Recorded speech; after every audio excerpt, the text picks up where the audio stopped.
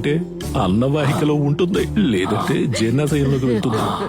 ఎక్కడుందో తెలిస్తేనే కరెక్ట్ గా కోసి తీయగా. ఇప్పుడు నేను అటు పక్క వెళ్ళాలి, ఎలా వెళ్తానో చూడు. నువ్వు వెళ్ళు. అక్క, మొదటి భార్యవి నువ్వు, ఇటు పక్కకు రా. మధ్యలో వచ్చిందాన్ని అటు పక్కకు వెళ్తాను. అటైతే ఓటంగా ఉంటుంది ఎడవడానికి. ఏమండి సవితి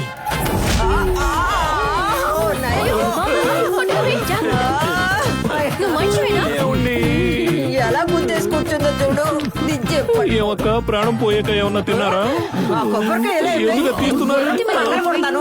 ఉండు ఉండు ఉండు ఉండు, అది చట్నీ కొంచెం పాలేమన్నా పోస్తారా అని అడిగాను. నన్ను అక్కడ పెట్టు.